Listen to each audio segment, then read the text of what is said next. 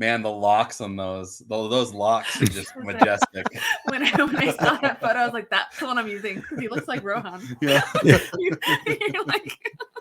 Well, welcome to another Monday night. I'm Andrew D Meredith, fantasy author, and this is my wife, Patricia Meredith. And I'm a mystery author, and we are joined tonight by the incredible JCM Berne. And we are so superhero author extraordinaire. Oh, who also writes about superheroes. Yes. Superhero author is nice and ambiguous, right? Like, am I like Clark Kent's a superhero reporter, or not exactly, not exactly. Yeah, not exactly. When we started the show, you were top of the list. First person we said we have to get JCM on this. Wow. We want to start an interview show just so we can interview JCM Berne on the up.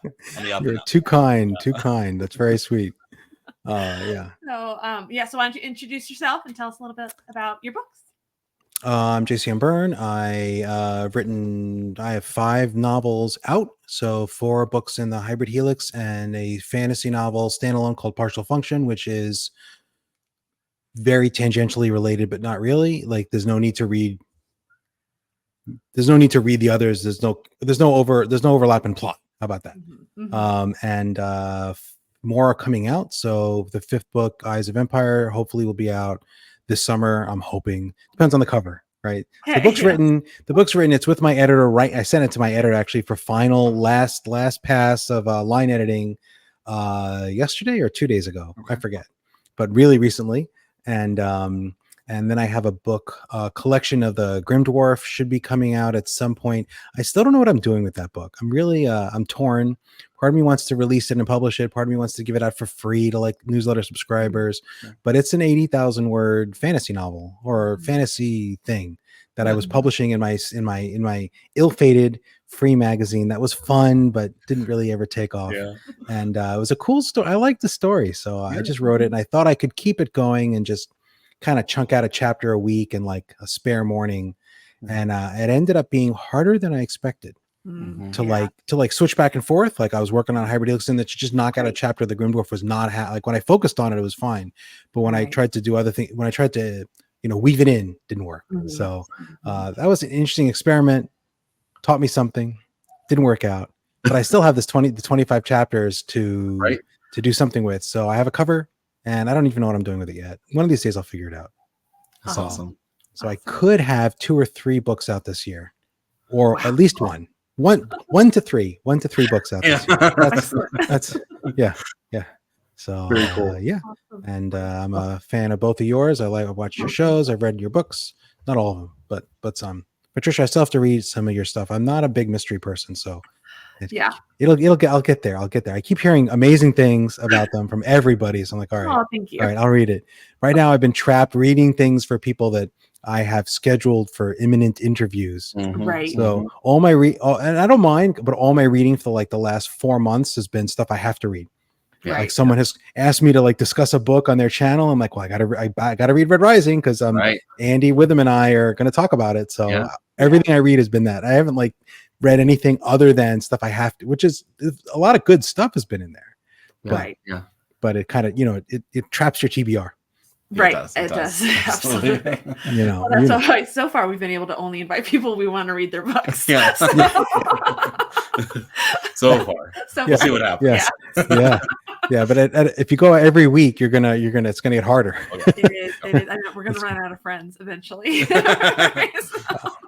She hasn't met me. I don't run out of friends anymore. You have to invite some enemies on the show. That's right. Permission to treat as a hostile witness, Your Honor. Like, wait, right? Yeah, I thought it was a podcast about writing. Have a good focus spot, and I need you to point it right here while we're talking to you. No drinking water. It'll be easier if you get like what is his name, ZS Diamati, where you get him in your in your house. Then you can point the spotlight at them. I'll talk to Zach if he wants to do that. Well, we're gonna do a murder mystery night in October. Oh. Anyway, we'll talk about that later. Yes, but nice. Sounds cool. Sounds very cool. But first, I wanted to first we start with random questions, right? Yep. And then we'll get to trying to get them to blush. And then we'll get to exactly. We have a plan today. We do. Okay. I've seen the random questions before. All right. So this is your first. What makes you decide to buy a book? I'm going to give you a split answer. So I'll buy an ebook for almost any reason. If it's a friend of mine, they have a book out, I'll buy it. If it's because I mean, I don't have that many friends where like buying every indie author I know buying all their ebooks is just like, it's not a lot of money, because it's not that many people. And most indie ebooks are not like $14.99. It's not like for ebook, right? So I'm pretty like generous. Like, oh, this person, I like them on Discord, I'll buy their book. One, and then sequels, I usually wait till I've read one before I'll buy. Right. And then but the books on the shelf aren't the books that I buy for my shelves are going to be either like special editions or ones that I feel are in my very narrow genre. Like I got the combat codes from Broken Binding, but I read First Binding by R.R. Verity and I really like it. And I've never read combat codes. I might like First Binding more, but it's not like part of my space the same way I think combat codes will be. So I probably won't purchase the physical, if that makes sense. Right. So I like to curate a collection that sort of is narrow in focus. Right. Like that sort of action, martial arts, that's going to go on the shelf behind me. Yeah. I have boxes of books that these aren't all my books, right? These are the books that I've unpacked, which is almost none, in some of my books. But that's pretty much it. That's what I'll buy. Awesome. That makes sense. Yeah. Yeah. And I'm trying to focus on special editions now because that's a thing. Yeah. Like the hardcover. And if I want to read something, I really do only just get it on Kindle. I'm a big Kindle e-reader person. Like I'm perfectly happy to only read on the Kindle and never crack an actual physical book. Yeah. So I got that way after my first separation. Yeah. Like moving around a lot, not having any space. I was like, oh, I want to read on the Kindle or I'm not reading. Exactly. Right. And then your curated library is more of a treasure trove. Yeah. Yeah, it's more like it's more about the physical objects. I don't know if I'll ever read the combat codes Broken Binding ones. Right. Like I'll read the books. I'm sure I'm going to read the books, right? But I don't know if I'm going to read the special editions. Yeah. Like I can't wait for the Malazan special editions. Are you doing that? I can't wait. Oh, I don't care if I have to cash in my 401k. I'm doing that. Right. But I'll never read them, right? I have the whole books of the Malazan Books of the Fallen as a single ebook, which is an incredibly depressing way to read. Because if you're like me and you read, you get the little percentage marker in the corner and it climbs as you read 1% to, you know how long you have to read to get through like 1% of the entire 10 books of Malazan Books of the Fallen. Like you're reading all night and you're like, oh, I'm still at 3% done. Like this isn't cool. Right. I did that. I spent like a year rereading Malazan. Oh man. A while ago. So so that's where that stands. Oh wow. Yeah, but I really want those books. Really, very excited. Yeah, I keep eyeing the Ruccio ones for Sun Eater. Those images are amazing. Yeah. And something new might happen with those because he's getting he just got picked up by Daw. Yeah, I just watched his announcement video. He went Dawes who first did his books. It was only going to be a 4-book series, and then they extended it to 5. And then their parent company said, you got to nix anything that's longer than X number of pages. So he split 4 into 5. And then they said, well, that's your 5-book contract. You're done. Like the series isn't done. And that's when Bane picked the 6th book up. And then Daw just bought the contract off of Bane, gave them probably who knows how big of a check to take it back to finish it and do all hardcovers the whole way through. All the hardcovers. That's the thing is that consistent printing is going to be nice. Yes. Right. Getting you can get them on your shelf. And I'm sure Rockio is one of the ones I think I have to read because of the genre. Like everyone's like, I think you should like I listened to the first one and I was so impressed. Yeah. I was so impressed. I've heard only good things. It's on my queue to tackle. So well, Indie doesn't have a problem with that, right? You get to choose your covers. That's right. You've got a nice lineup of all matching covers. That's right. A little less clothing on each cover. I see. I did not tell Chris to strip Rohan book by book. Okay, this was not fully clothed. And then this was my artist, and he's like, "Can I tear up his clothes a little?" And I'm like, "Sure." Just shirtless, not even you promised me for book 5 you got nothing on, but just snow nothing on in front of him, right? Just snow, just some snowflakes, casual gust of something covering the naughty bits. I did not tell Chris to do that. So Chris McGrath, my artist, he's phenomenal and he's incredibly talented, but his the amount of feedback you can give him is limited. Right. He's going to do what he's going to do. He's going to make decisions. Now they're usually really good decisions, so it's like, okay, you know, like, I can't complain. Like, cover's amazing, so it's not exactly what I wanted. That's okay, right? Like, what are you going to do? You hire a guy like that because he knows art better than I do. You know, that's my philosophy. So, but yeah, I don't know. I'm hoping, he's supposed to get to book 5's cover in July, so I'm really excited to see what he comes up with. Cat people and snow. That's the short. Every book has to have a thing, like some kind of creature that's in there, and it's cat people is my thing for book 5. And are you saving for when sales start to go down before you do an ape cover? I don't know. Isn't the statistic that ape adds 50% to all sales?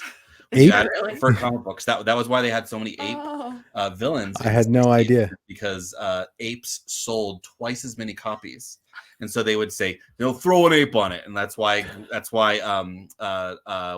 was his name? Flash's villain. And then then the Fantastic Four had the group of smart apes that they were fighting against, and everybody has an ape villain. Grog, Grodd, something like that. Grodd, Gorilla Grodd. And then the Fantastic Four had a group of smart apes like the same year, and it sells because, and you know what? I think it's because grandmas were buying. And like, oh, it's just sure. You buy a gorilla. Who cares? It's not a real villain. There's something about the super genius telepathic ape that's just it's so iconic. Hearing. You know, yeah. It's like I do. Oh, that's true. Creatures has a yeah. Oh yeah. Anyway. Well, plus Deathless Beast himself is a flying monkey. Yeah. If I really want to boost sales, I put bears on the cover. That's what I'm gonna do. I haven't seen the Ursons. Yeah. No. Yeah, I'm gonna have an alternative cover of the whole series with just Aang on every cover. Aang and Ursa.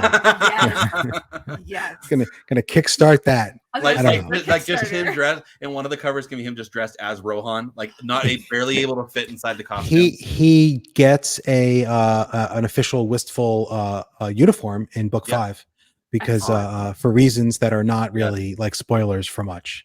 But he's gonna have one. It's not gonna fit very well. It's gonna be sort of like a vest. It's gonna Winnie the Pooh it kinda.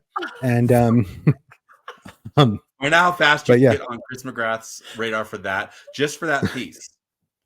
And then kickstart the crap out of it because it will sell. Oh my god. Yeah. The Ursons are a thing. I don't understand it, but you never know. I know. It's been very funny. They're adorably evil, gruff, not evil, violent, but I love it. Yeah. I have to it's like one of my checklists with every book. It's like, are the Ursons doing enough in this book? And that wasn't the original plan. Like when I wrote book 1, I've said this many times, but like I never really thought they'd be in another book. I thought I'm done with these guys. They did because they served a purpose. Like, I mean, they introduced the series. Right. But I was done. It was like, nope, I'm not done. No. And then every book, I'm like, okay, what can I do with them in this book? And I have to come up with something. So they're in book 5. There's plenty of Ursons. There's some. So yeah, it's fun. Good. So second question. Okay. I'll skip that one. That'd be easy. Just answer that basically. All right. If you could meet any author, living or dead, who would it be? If I could meet any author, living or dead, you mean like have an actual conversation with? Yeah. Have a coffee with him. I'm gonna have to go with Butcher. Okay. Ooh, Jim Butcher. So, there's a lot of great writers, and a lot of them I have met. Right, like I have sat down over cheesecake with Ronnie Verdi. So I mean, not that we're I don't want to overstate it, like we're best friends, but I mean, I've had conversations with Ryan Kyle. Like I go to Dragon Con. Like these people are people I talk to, but Butcher was the one where I was at a bar and he was like a few feet away, and I just couldn't. I just I didn't know what to say to him. I'm like, I'm a huge fan. I just felt like a dork saying it. I didn't want to bother him. He's at a con. People come up to him all the time. And he was 15 feet away from me at the bar, talking to his son and 2 other people. And I really could have, and I just, I didn't. And then I went to the bathroom and, right near the bar. So I'm in the bathroom, take care of business. I'm on my way out of the bathroom. And as I'm leaving, Jim Butcher comes in through the door. When you open the bathroom door and someone else is walking in, so you just kind of both do this and you walk past. And for an instant, for just a second, I'm like, I'm going to follow him. I'm just going to turn around and just go right and stand right next to him and talk to him. And the part of my brain said, Joe, don't do that. That's creepy. And the amazing thing is I listened. I was like, no, that's creepy. For the first time. That's creepy for the first time ever. And I was luckily I wasn't drinking a lot, I guess. I mean, we were drinking, but the way the bar at Dragon Con is like everyone's drinking, but you're not drinking much because they just don't get drinks out very fast. Yeah. So you'll have like a beer every 2 hours. And I wasn't feeling it. Yeah. But I went back to everyone. I was like, I almost peed next to Jim Butcher. And everyone's like, why are you telling us this story? This is not a story, Joe. It just doesn't count as like an interaction.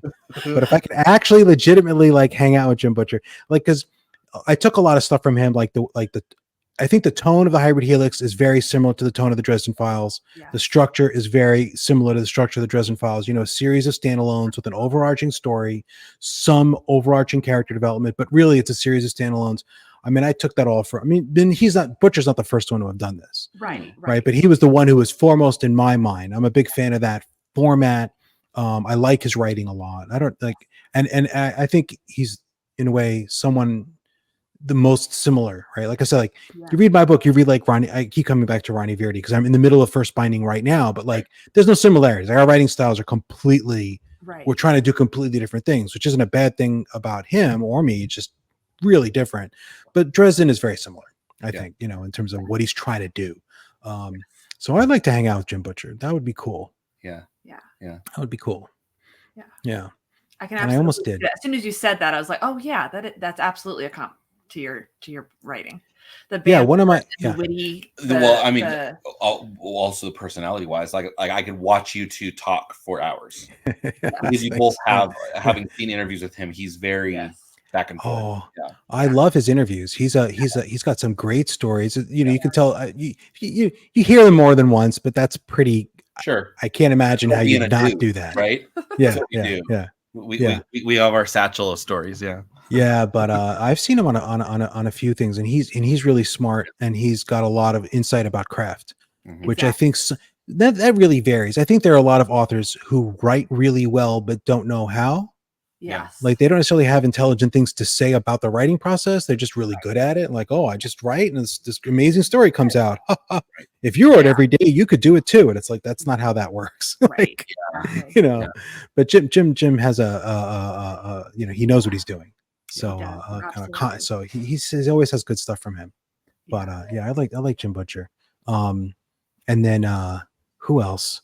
I don't know. Like that's a good question. Like I don't know. All my other thoughts are like, who else could help my career? I'd love to hang out with Brandon Sanderson and suck up enough for him to like pick up my book. Because there are guys like that where you kind of feel like if Sanderson read your book and liked it, he'd be like said something on Twitter. Oh yeah. You've got a career, right? So like and I actually love Sanderson as a writing teacher. I was gonna say hugely. Another one who talks about how to to write too. Yes. Absolutely. Yeah. My wife just dropped off a Manhattan for me. Hey. Ooh, nice. Which is I know I'm living the high life here. Fourth of July is ready. Yeah. I picked up dinner, so I'm getting a little payback. But I'm I really like Sanderson the person from all the videos that I listen to his podcast every week. Like I spent a lot of all writing excuses, all of his lectures. I've had many hours of listening to Brandon Sanderson, and I really like him. I don't love his books. Like the ones I've read, I've been, it's okay, but not my thing. But I love him, and I love the way he talks about writing. I love it. I love his philosophy.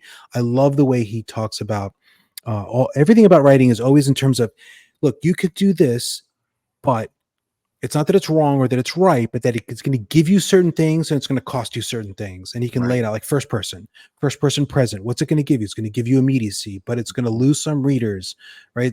You have different kinds of plots you can pull off. Hard magic. He doesn't talk about hard magic. He doesn't come around and say like, oh, you got to do hard. He's the hard magic guy, right? Right. But he doesn't come around saying you've got to do hard magic, but he really knows hard magic gives you certain kinds of stories that you can't tell without it.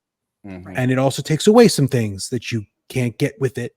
And he knows what those are. Right. And he'll tell you as a writer, like, this is what it is. Like, this is what it, and I love that because it's not prescriptive.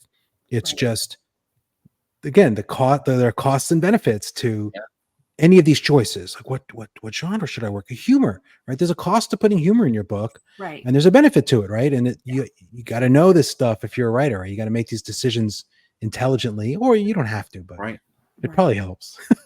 I don't know.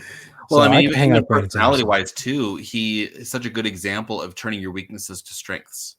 He did it by example, right? Like that, he's an antisocial insomniac, and he said, so I turned that to my strength by writing all night long because I had nothing else to do.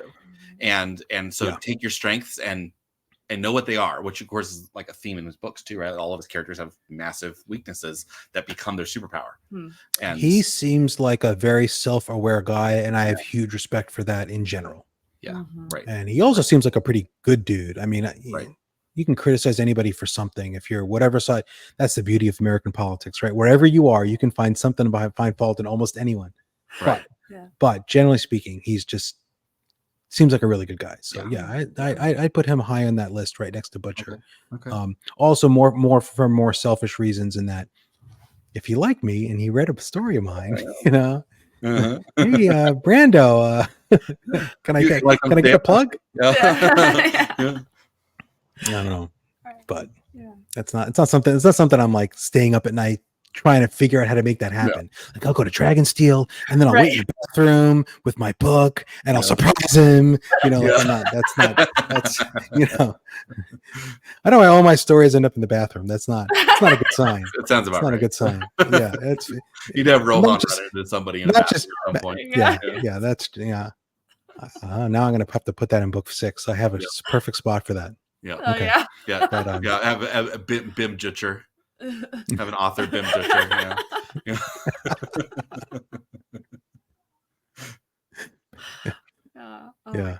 All right. Last random question. Yeah. Okay. Oh boy. What's your favorite reading spot? This might have changed since you recently moved. I haven't had a great reading spot in a long time. So right now, it's that lazy Yogi Bo. It's a beanbag chair. Oh, nice. Yeah. And right now, that's my current reading spot. I read a lot in bed, and I read there. And I used to have a one of those like lazy boy reclining chairs. Yeah. I used to read in that, but I lost that in my divorce, and then I never got another one. But actually, I could. Yeah. But right now, that beanbag chair has been my spot lately since I moved to this house. Nice. So, reading spot. You listen to audiobooks? You've mentioned ebooks and print books, but are you not an audio reader? So, I don't know why, but because I listen to a lot of audio content, like I listen to a lot of podcasts, and I listen to like your show. Like typically, what I'll do with like your show is I'll put it on YouTube, and then I'll like play a video game that doesn't have sound. Right. Exactly. So I'm just listening to you guys and looking at the video game. Right. That's how I do all of BookTube. That's not you specific. Yes. But generally speaking, like any YouTube. No. Put it on my phone down below so I can just play. Exactly. But so I listen to a lot of audio content, and I do a lot of driving, like long drives, because my kids live 200 miles away. So for me, as I go frequently to see my kids, so I'm in the car for 4 or 5 hours at a stretch every time. So I listen to a lot of podcasts and a lot of stuff, but I never really got into audiobooks. I don't really know why. Part of it is that I'm listening to a lot of audio for like a day, and then not for a while. I don't know. I never got into audiobooks. It is. It's a different kind of focus, and I never picked it up, right? Because I'm 53. I'm an old man, right? I've been reading with my eyes for a long time. So I've gotten really used to it. But I like reading with my. I like curling up with my Kindle, and my good Kindle, and reading like that. So never got. And it was actually hard because when I was time to get an audiobook narrator.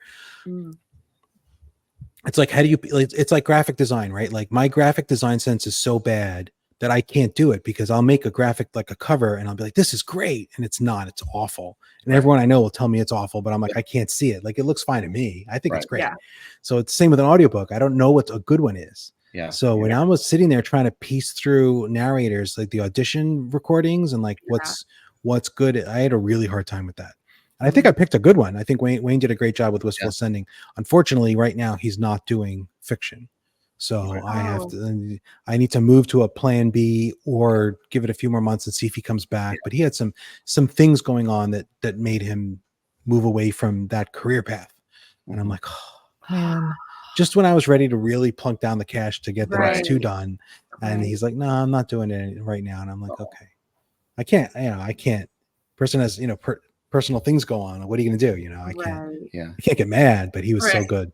Yeah. He was so, and it's also hard with audio. Like you don't want to switch. Right. Exactly. Right. Like people, people know their person, and then, so we'll see. I'll have to figure something out. Yeah. I just have to write book 6 right now and not think about this stuff for a couple months. Exactly. Right. Yeah. What's important is that you have 4 incredible books. Yes. And so it doesn't matter if they're good on audio or not. They'd be amazing. Thank you. 5 with partial function. Yeah. Oh, and I have audio of partial function coming. A friend of mine is working on that, and she's really good, but she's kind of having a slow patch. But that will come out at some point. I don't know when, but it will. And she's really. I was like, "Can you do sarcastic women?" And she's like, "Yes." I'm like, "Oh, that's all I need." Please, I need a please. I need a snarky female middle-aged woman voice, and she's like, "That's me." And I'm like, "Okay." I knew her, so I'm like, "Yeah, that's you." So it was that worked out really well. She did a good job on the beginning of partial function. So I was really happy with that. Excellent. And then we'll just see. So yeah. Why don't you tell us a little bit more about that one, because that's one that I haven't read yet, but I've read these, so I want to talk about these. Tell me more about partial function is all the comps are movies, not books. It's like imagine if the movie Taken with Liam Neeson. Mm-hmm. So imagine if Taken starred Michelle Yeoh. Okay. And it was took place on like a cradle type world with lots of dinosaurs. Okay. So this character is this very powerful retired martial artist. Her daughters are kidnapped. Okay. And the kidnappers want this very powerful martial arts weapon that she has. Okay. So she's got 2 choices, like trade the weapon for their safety or use it to like rip apart a continent to get her girls back. And you get one guess. Right. She just peacefully hands it over, and that's the end of the book. It's a novella. It's very funny. No. Yeah. So she's character is probably very similar to Rohan in certain ways. She's got a lot of one-liners, a lot of jokes, very highly competent, like very tough. I like my overpowered main characters. That's just my thing. All the characters I write are like that. But morally, I think she's much less complex, because she is, I'm going to get my daughters back, and no matter what, like havoc or destruction is wreaked in that process is fine, because whoever gets hurt, like they're part of a world and a system that let my daughters get kidnapped. So sorry, but not that sorry. And so it's this relentless, it's like the John Wick thing, right? It's like the character who is completely unified vision. Like she's going to go get them, and she might not go straight in a straight line to get them, but I mean, every action is going to be whatever it takes to get them back. Right. And, and there's a lot of devastation caused by that because of the way I set up the setting. But, and it's a true standalone, like, surprise, she gets him back at the end. I think she has to, right? Right. Lots of people get killed. There's some fun characters in there. My first teenager, my first animal. Okay. Companion. There's a dog named Dog that many readers have resonated with because I don't know, just he's funny. He's very dumb. He is, and he's just no. He doesn't talk. He doesn't talk. He doesn't have to. He's just always like trying to eat something or trying to pee somewhere. He's not. No leg is safe. Yeah. And everyone expects like the combat dog where he's gonna like attack and like chew at people's ankles, and he's just not. Like they're having this huge fight. He's just off somewhere humping like a tree.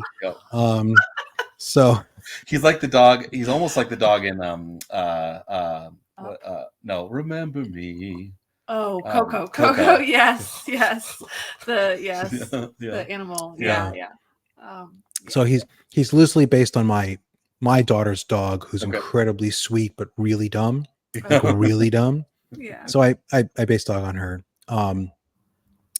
So I had that dog and my first teenager. That was fun. I used to be a high school teacher, so I don't write a lot of teen. I'm not a YA leaning writer, right? That's not my sphere. But I wrote a fun teenager. So in that book, so and it's Yeah, so I had a good time. It's a lot of like martial arts, over the top magical martial arts, like Crouching Tiger, Hidden Dragon, but maybe even a notch higher in terms of impossible things happening. Yeah.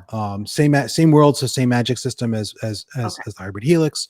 Can't always maybe it's not always obvious, but it's there. There are connections between the settings that you find out. It's not clear about the time frame.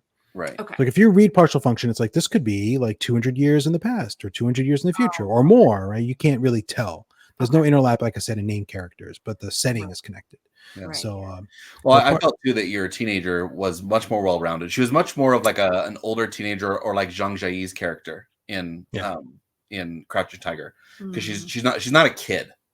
No, she can't afford to be, partially, right? No, part of that is I make characters like that, to reflect, to teach you about the world building, right? She's a martial artist, so she's 16, but she's also faced life and death, because that's what someone her age has to do in that setting. So it's her attitude tells you something about the world building, even if I'm not explicitly saying it. Right. So that was, deliberate, but I had to make her a little bit annoying because she's a teenager, but not too annoying, because I can't do that. Because if I get annoyed, then I don't want to write it anymore. So I can't write characters I really hate, because I get bored. I don't want to write them. So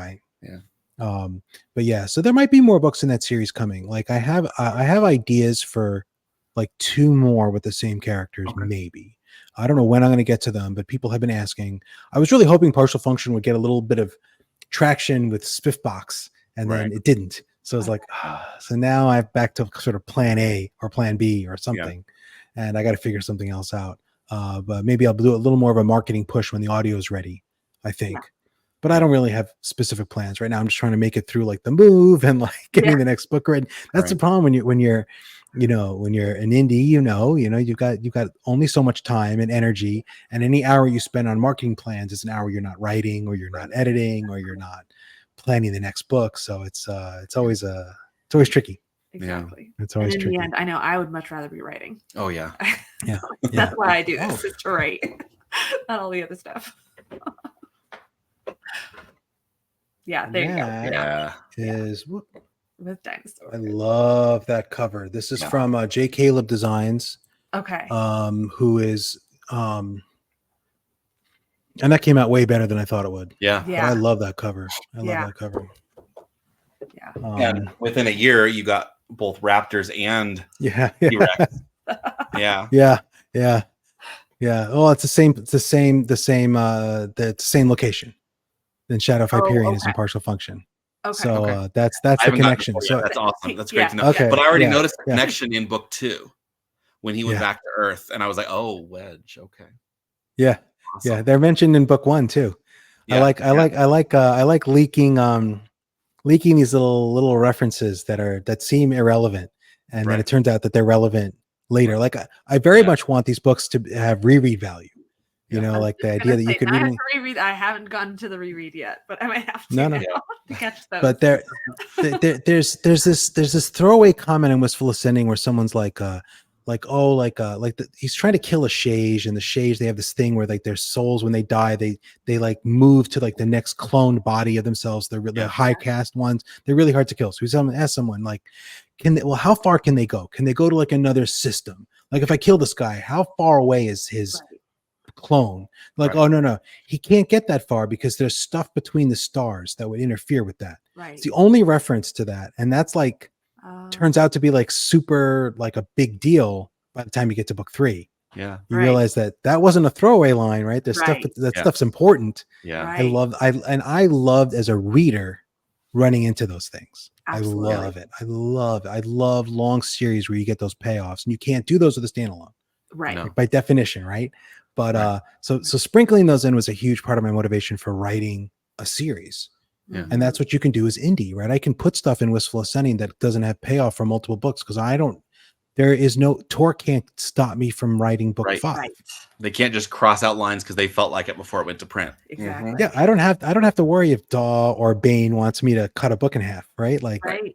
I mean, don't get me wrong, I'd love to have a Daw or Bane or Tor contract, right? That'd be phenomenal. But there are things you can do where you can write a series and you can say it's going to be 20 books, and if that sounds crazy, maybe it is, but that's my problem. That's right. No one can stop me, right? Yeah. So I'm I really like that. I really like that. I don't have that fear. What if they stop? Right. What if they don't like the storyline for book 7?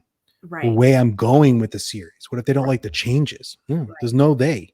Right. No, I you're mean, ready. the readers might not like it, and that would be, okay, that would be too bad, right? Like, right. Yeah. no one has to buy it, but no one can make me not write and release exactly my vision.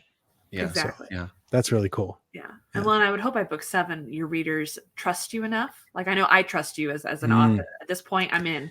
Like, whatever you write, I'm going to read. Even if I don't like parts of it, I keep going because I love it. So that's a huge thing to me, is that reader trust, right? Like, my favorite example of this, and I've used this before, is like there's this scene of so Joss Whedon.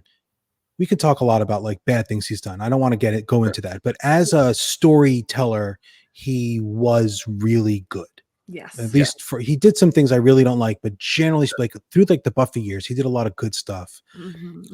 But there was this one season of Buffy where there was like this character showed up who was like, oh, Buffy has a younger sister now. And it made no sense. And it just seemed really hokey. But I was like, it's Joss Whedon. He's not just going to dump that on us and expect us to just accept this character out of nowhere. There's going to be an explanation. And there was. It's like the opposite of like J.J. Abrams. Right. Where I have zero confidence that there will be an actual explanation for whatever shenanigans he throws our way. I'll never trust him. So, but author trust, like, it's really important to me. Like, some reviewer, I forget, I don't remember who, but they were talking about Wistful Ascending, and they're like, well, why do all these aliens, and they're like the usual complaint, these aliens all have similar biology and that makes no sense. And they were like thinking like I didn't know any science, or I don't understand evolution, or like I had screwed up or done this very common science fiction thing that doesn't really make sense, and they'll let it go, but it was wrong. And I'm like, no, that was a clue. That's supposed to tell you something about the background, where all these species came from. That's very deliberate. It wasn't just like I'm too lazy to think of why are they all carbon breathers, oxygen breathers and carbon based. Like, no, there's a reason, right? There's an explanation for it. Like, but you got to trust me. So, I mean, it's hard because someone reads Wistful Ascending, they're not going to trust me because they don't know who the heck I am. And that's part of the indie problem. Right. Because someone picks up an indie book and there's less trust than there would be if I had a book from Tor, because that book from Tor has been through an agent and an editor and a bunch of like pros who would not have released a book. They release books with crap in them all the time, but the presumption is there's less. Right? Yeah. So as an indie author, you don't have as much trust, and you have to earn it. And it's just the way it is. I mean, I'm not trying to whine about it. It's just no. Well, I mean, like you did a lot of Joss Whedon level lifting with Wistful Ascending alone, right? That you could walk in saying, well, it's a superhero book, which is true. And it follows so much of like, if you know your superheroes, the Jim Butcher storytelling makes sense. To me, it was not an issue to go from issue to issue to issue, where the end of every chapter was like, oh, okay, that's the end of the issue. I got to wait a month now. So that worked for me. But you got other people who I'd see, seen reviews you've gotten where it's like, I don't get why he's doing that. It's just because it's a comic book. What do you expect? That was, that was part of it. And part of the problem I had with Wistful Ascending is that I love cold opens. Yep. You know, where you start a chapter where you're like, oh, and they're just in the middle of something and you don't know where it connects to the previous chapter in time or in space. And I really like that because it's like an added, it's almost like a mystery, a little mystery. Where are they now? But I think it throws off a lot of readers where they feel it's disjointed because they go from kind of knowing where you are in time and space, and then a new chapter starts and it's like, is it a day later? Is it 2 days later? Did something happen in the middle? I stopped doing it because I got enough sort of feedback, and I don't think it was critical to my writing style that I did the cold open. I noticed it was gone and I missed it. See, for me, it might actually be a genre thing. That's a genre thing. Yeah. Because like in mysteries, you always start with the cold open. You always start with the dead body, right? And the victim. But on every chapter. But no, I know, but like or in the middle of something, right? And then dropping a clue at the end of the chapter, so you have to keep going. Like you said, you have connections to how you write compared to Jim Butcher, and that's what he does too, right? I was gonna say, only he does dead drops, and that's what I loved when I was in a book. I was a bookseller and selling Jim Butcher. I'd be like, my favorite chapter was book 1, chapter 5. and he's coming out of the police department, and he said, I was thinking about how good she smelled, and then a guy came out from around the corner with a baseball bat and beat me to a pulp. End chapter. And then the next chapter opens up and says, while they were beating me to a pulp, I couldn't help but thinking she smelled so good. I was like, yes, this is what I want. And he knew what he was doing because he made you keep turning pages. And the cold opens do the same thing, right? Where it's, wait, where is he going? Oh, okay, now we're in place, and you set yourself. Yeah, I mean, but they interfere with the pacing. Right. That's the, and this is like a Sanderson thing again. I always think of it. You gain something, you gain that moment of intrigue. Oh, what is this? You know, and that pulls you in, but it also interrupts the pacing on some level. So it's a trade. And I'm not saying I'm making all the best decisions about, and it's always going to be relevant to different readers, right? Some readers, the pacing interruption will bother them more, and some they don't notice it at all. I've had plenty of reviewers say, "Oh yeah, I guess it was kind of choppy, but I didn't even really notice it." And some people like it totally turned me off the book. Yeah. So there's never one answer. No. To these things, right? You've got to sort of. I mean, there are things you can do that are wrong, right? There are things you can do that are just probably mistakes for the majority of your readers. Like, that's why there are better writers and worse writers. Not every writer is equally good, but there are places where you're just like, this is going to turn off some people and turn on some others. And I just, like the amount of romance in my books is always, I think there's more romance in Wistful Setting than in any of the other books. And part of me is like, I might have appealed to a different reader set, or maybe a larger reader set, if I'd kept more romance, but I didn't have a good way for me to do that. But I also have some readers who are glad I sort of didn't, so you can't, it's really hard to tell. I mean, it's not a romance novel.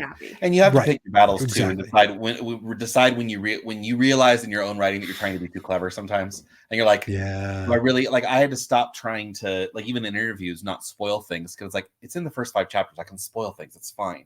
And you kind of have to get over that as an author, to be like, you know what, we're just going to talk about what's happening. The back of the book is going to tell you what's going to happen in the first half of the book. I don't need to be mysterious about this, because you as the reader are going to pick up. I mean, just stop treating you like stupid. And that was a hill I had to die on, basically. Just stop dying on. Well, yeah, I think in the end, especially as indie, like, because yes, like, we have more control over our art, right? And we have more, and like you said, there is that still that stigma slightly, but I think we're getting better at it. Of more people are picking up indie and realizing there's just as many faults in indie as there is in traditional, right, or vice versa, right? Especially editing wise, traditional has gotten really bad editing wise. I swear they're just using AI. It's so bad. But in indie, right, I trust you, like that whole reader trust, what you were talking about earlier about, well, they trust me because I'm published by DA. You know what? I actually don't trust a lot of traditional writers right now, because they're writing to market. They're not writing what they're passionate about. And I feel like you can feel that in their writing, right? Your books constantly have this passion and fun to them that you're just like, I can't wait to get to the next adventure, because I trust that you're having as much fun as I am.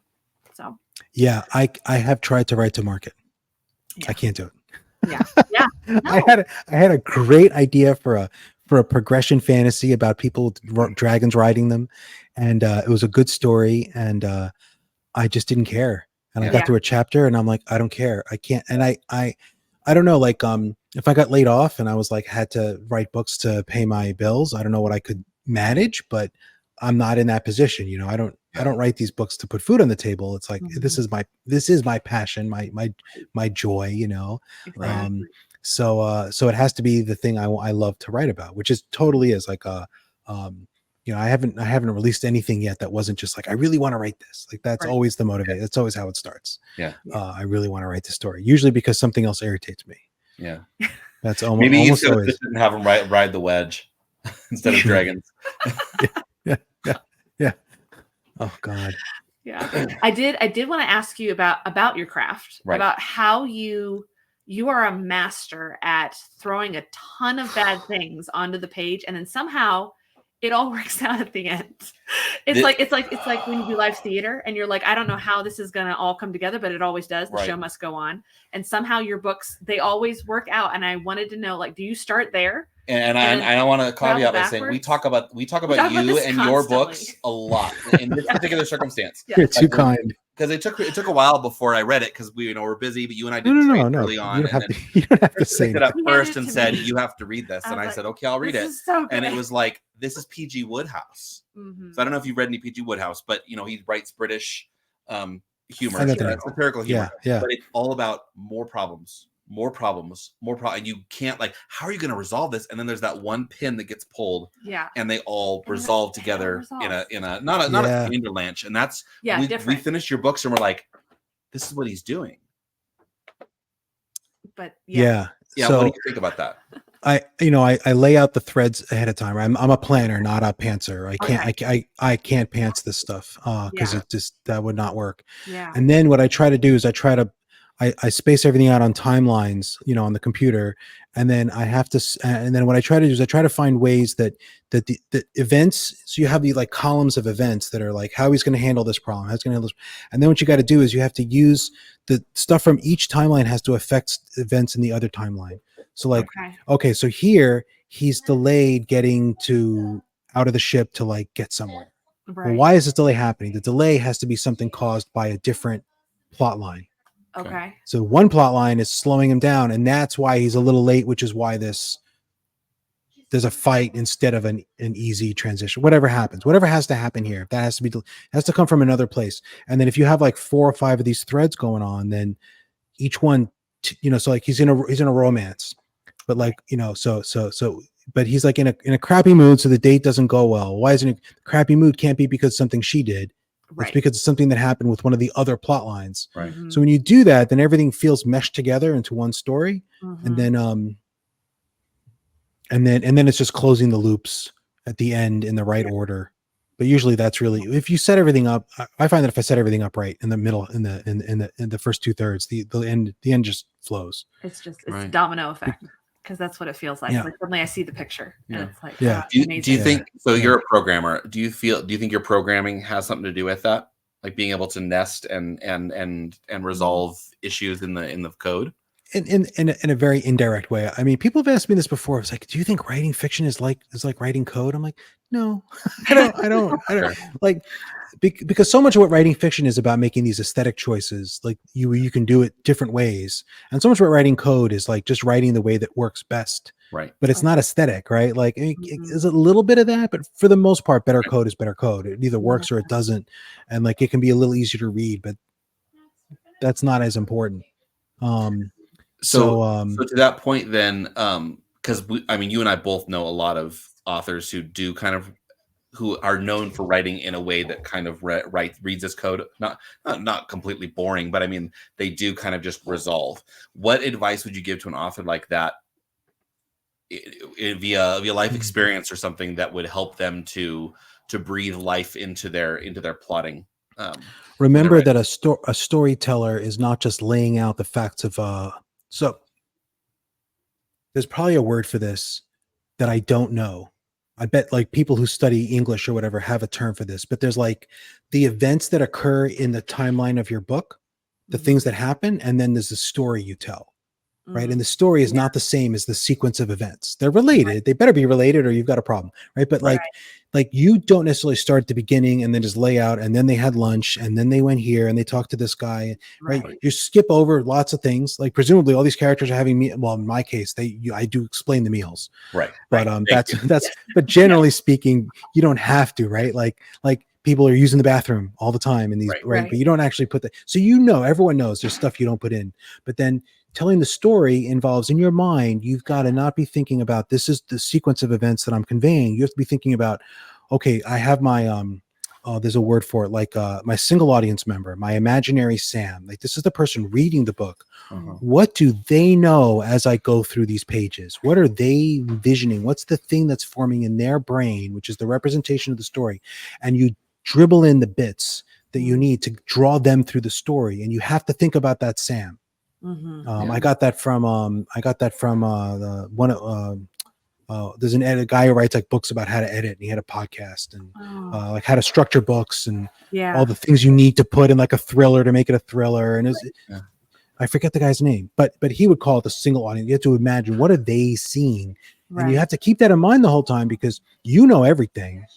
Right. But that's not the important part. The important part is the story is what's the picture you're building in their mind as you go through it. Mm-hmm. And I want to say it's a skill. It's just, you have to in your mind be thinking about that blank reader, right? And keep in mind what are you putting in their head, and that is, and how do you draw them in? How do you keep them on the edge of their seat, going, well, what's next? And that you have to just recognize a lot of things that are interesting to you are going to be boring, and you got to cut them. Mm-hmm. You have to describe in a certain. You have to leave things off the page that are too much, that are not the right time. Yeah. Right. You can't just dump everything. You can, and some readers will be fine with that, but most won't. Right. The majority will it'll throw them off. Mm-hmm. And if you can keep the reader in your mind is almost like a character. Yeah. In your story, the person listening. Mm-hmm. And I take shortcuts, right? Like I have a single POV. Right, and it's third person, and that gives me very specific shortcuts to storytelling. Right, I don't have to worry about what does this other person know. Right, what's the other person's point of view is it gonna ruin the way the story unfolds? So I cheat. I always do single POV. Even Partial Function was single POV, and the Grim Dwarf is first person but single POV. So I always do that. I like the way it unfolds better. Because it feels like someone telling a story. Like, this is my story. I did this, then I was there, and then I saw this person. You can infer other parts of other people's points of views because they're telling him or her, right? But it's one thread. So thinking about the reader a lot, and then thinking about, but it takes a lot of, and this is why I think people will tell writers don't read reviews. Or don't listen to BookTube. And I'm like, I don't know if I would say you should necessarily read your reviews, but you should read reviews of something. You should listen to people talk about the books they love, because you need to learn what it is that other people enjoy or don't enjoy about books in general. If you can handle them talking about your books, that's even better. Right. And someone says, enough people said, I love like the humor or the Ursins or the whenever. I'm like, okay, I need to make sure I keep that up, because that's what people are enjoying. I kind of knew, but generally speaking, you hear people talk about the things that throw them out, because people get thrown out of a story for all kinds of reasons. You need to listen to them, because they might not be the things that throw you out, but you don't really want to write a book that's just for you. Right. You want it a little broader than that. Right. A little, at least a little, right? You want to get a little more expansive than just you. I mean, if you really want to write just for you, you can, right? But I know people who say that, but I don't know. I have no interest in writing just for me. You want to play to the audience, and you might have a joke that you've told a million times and it's not funny to you anymore, but you're still going to ham that line up if it always gets a laugh, right? Because that's funny to me. How you got the audience. Yeah. So you got to think about that. You have to think about the reader. You have to think about what they're and then as you get a longer series, it gets harder, because my single audience member is not just a blank slate. Now they're a blank slate who's read 5 books. Right. So I have to remember that they've read a bunch of books and they have certain expectations and understandings based on that. And some of them might be wrong. And it's like, it gets more and more complicated. That's why these books get harder as I get through the series. Like, they get harder to write. It's more fun, but it's also harder. So, So I think if you want to write a complex plot, I think you need, even if you pants it, I think you probably want to keep notes.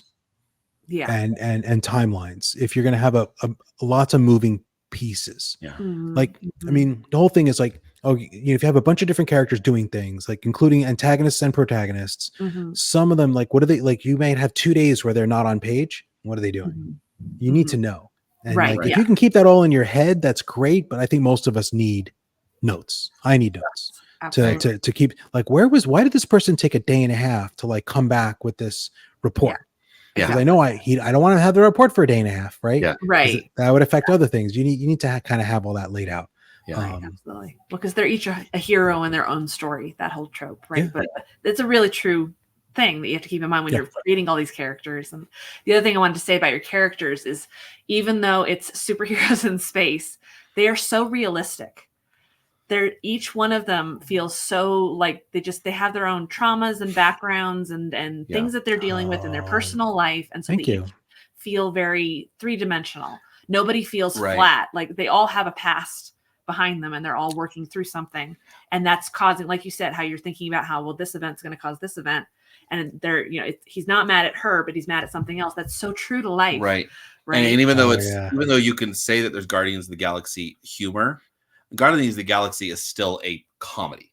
Right. Yeah. And there's realism in their characters, but it is a comedy at heart in the end.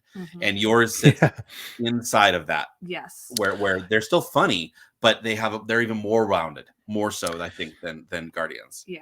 Yeah. I don't know the right way to explain it, but I always say, like, people say my books are comedies. I'm like, I don't think of my books as comedies, because there might be funny lines and funny moments in there, but the plot and the story and the characters are not. There are characters who are comedic, but they're not no one major, right? There's a couple scenes where, like, they run into someone who's trying to rob them, and they're just very foolish, and they're comedic moments, but no one who's going to appear in more than 1 or 2 chapters is a deliberately comedic character. Right. And the story is not comedic. Like, I don't think the plot isn't, and then the silly thing happened and they all walked away. Right. Like, I don't do that because I don't like that. I don't really enjoy comedies. I like comedy in my action.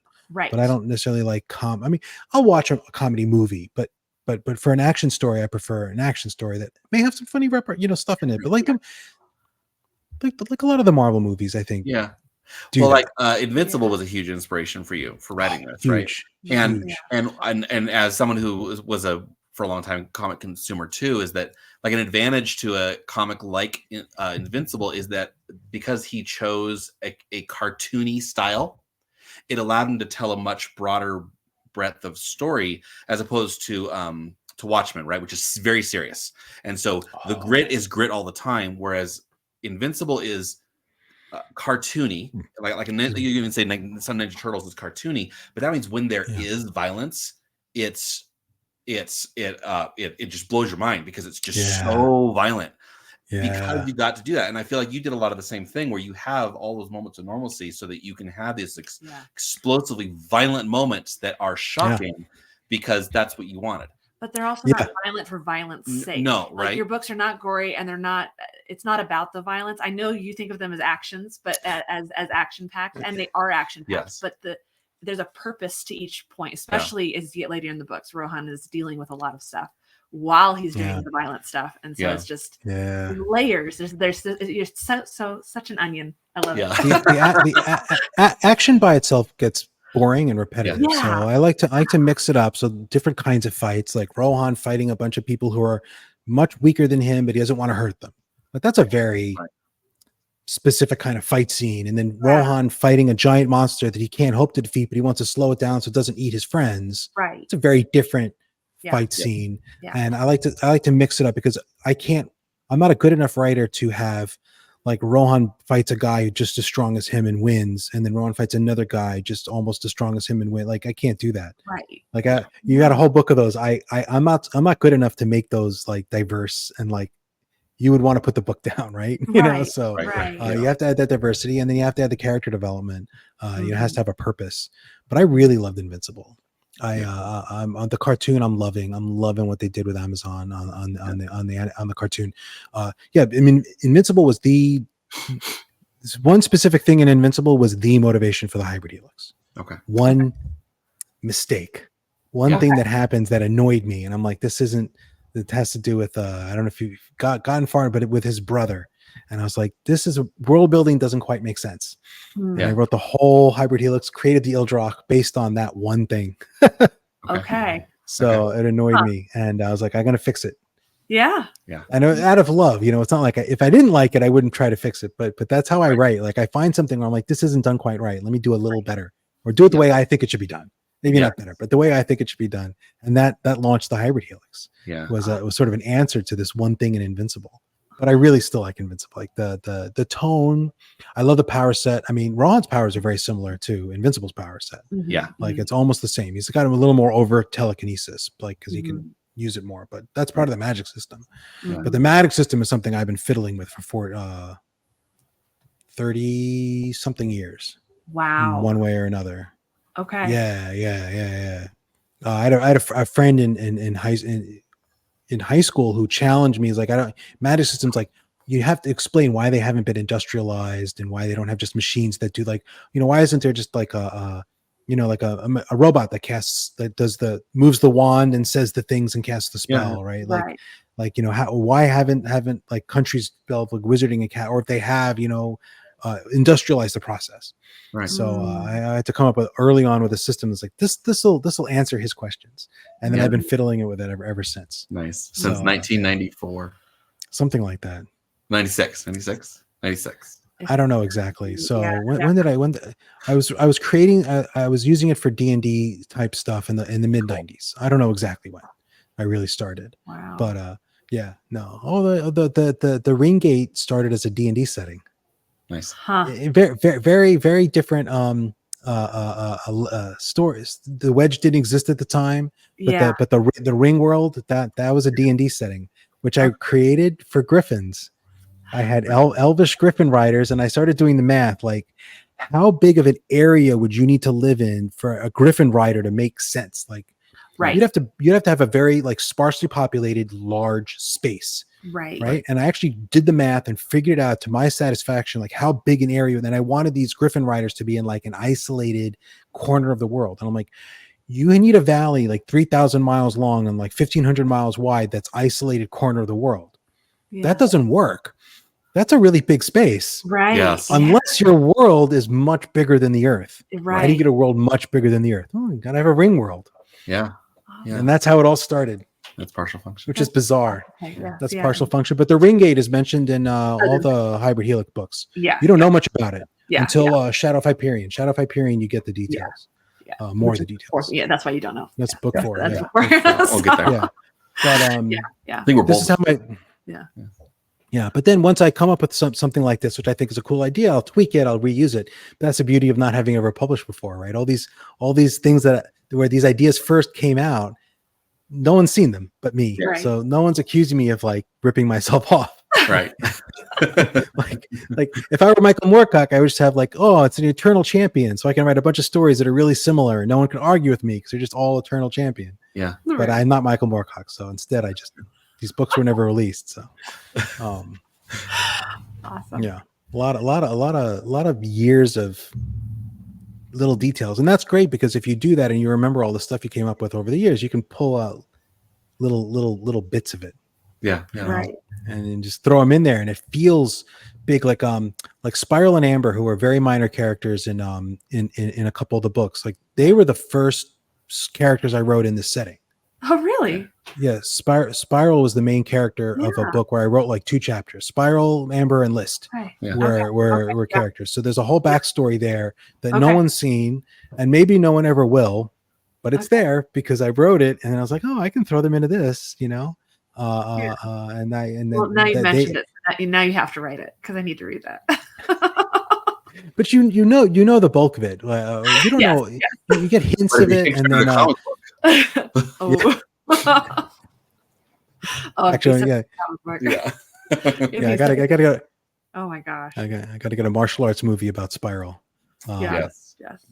Who has done very little in these books, but one of these days I gotta. He's important. He just doesn't actually show up on page a lot. But we're seeing that in book 5. You'll see more. Okay. And in book 4, you saw more about why he's important in the grand scheme of things. Yeah. But that's to me, that's the fun part, is having these little plot things where I don't, and the other part of it is I don't have it all planned out to a T for 20 books. I think if I had tried to do that, it would have taken me 5 years and I wouldn't have felt like writing them anymore. Yeah. But I have general ideas and general notions, and then I'll enrich it as I go. I'm like, oh, I could tie these 2 things together. Yeah. But I'm giving myself like years and years to think of those. So it's not as stifling.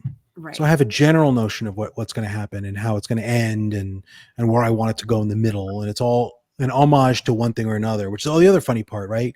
Every once in a while, someone will interview me and it's very kind and sweet. Like, you have so much originality. And I'm like, no, I really don't. Like, there are a couple of maybe minor original things in here. You just don't know where I stole all this from. Right. Right.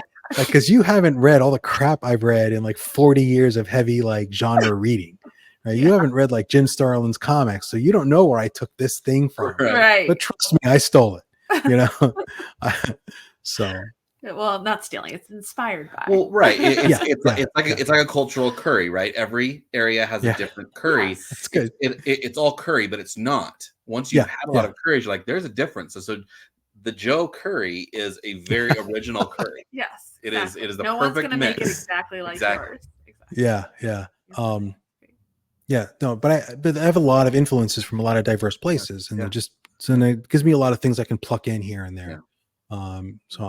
And that gives me stuff I'm looking forward to, like around book 12, or do an homage to this particular comic that I really want to like reference, and we're not there yet. But then, because I know what I want to do in those books in the teens, I can make hints to it, and there's hints to it in Partial Function and in Shadow of Hyperion. Okay. You know, because there's this whole thing, right? The Wedge are always going east around the ring gate. They're always going east. And there's this thing, if you go east and then you come back, you're different. But no one explains that. So what? I'll explain it. But I just put that in there, and I can mention it like 5 more times without ever explaining anything, because everyone's too busy like trying to save their lives from the next imminent thing. Right. Exactly. And then in book 13, when you're like, oh, that's what's to the east. That's what happens if you go. You're like, okay. Yeah. So that's to me, that's the fun part. Absolutely. Yeah. That's the fun part. Yeah. You know, and again, I could never have done this with, like, I don't think trade will ever give us another Butcher. Yeah. Right. Like trade doesn't do that anymore. Right. Yeah, so I just don't see it. I just don't see it happen. Yeah. Indy is full of some great ideas. Yeah. Yeah. So we're actually out of time. Oh, so I know. Sorry. I know. No. For those who are watching now, it's midnight. Yes. Oh. but we're gonna continue off screen without y'all. So thank you so much for joining us, Joe. Thanks for inviting me. Find your books and you. JCM Berne. So easiest way to find my books is to look on Amazon or Audible. That's where you can find it. Only Wistful Sending is on audio. I have a website, jcmberne.com. There's not a ton on there except links to my books. I have a YouTube channel at JCM Berne where I will probably be posting more now that I have moved and have my video set up. It's been pretty dormant for the last like 8 months, but the plan was always to kick it off again this summer. And I have a Patreon that is in hiatus. I guess I'm not taking money from people, but I will always, if you follow me, you can follow me on Patreon as a $0 like subscriber, and you will find out anything from me if you don't want to get a newsletter. So that's a really good way to, at no cost, be involved in the process and like, oh, what's your next book coming out? You can just check the Patreon. So awesome. So trying to get a multitude of things going. Perfect. Yeah. Well, there's links to all of that below. Thank you. Everybody definitely subscribe to his channel because it's amazing. He's got some amazing, even your very early videos where it's just you just talking for half an hour. Like I could listen all the time. It was wonderful. Oh, thank you. Thank you. It's wonderful. It's too kind. Yeah. Yes. No. I'm a true fan. So. Oh, I love doing those. I miss doing those. I didn't have a computer that could like handle the video editing. Seriously. And now I've upgraded and I've moved and I can actually start doing it again. So it's on my short list of things I'm gonna do. I got to do my video on how to keep politics out of your writing. There you go. Oh, okay. Good luck with that one. I haven't started a Twitter war in a while, so I feel like I need to do that. Yes. So, all right. So I guess that's it for tonight. Thank you everybody for joining us. I'm sorry this wasn't live, but thank you for joining us, Joe, when you could. We really thank you so much for having me. I really appreciate it. Absolutely. This is wonderful. Absolutely. So join us next week. We'll be talking to Amy Marie, who is a mystery booktuber. So I'll get to talk to somebody about mystery for a little bit. I'm very excited to speak with her again. And keep finding us every Monday night at 9. It airs at 9 p.m. Our time, Mountain Time. Yes. So 11 p.m. Monday night. On Monday night. Yeah. Thank you for joining us, and we'll see you all next week. Same back time, same back channel. That's right. Have a good night. Thank you.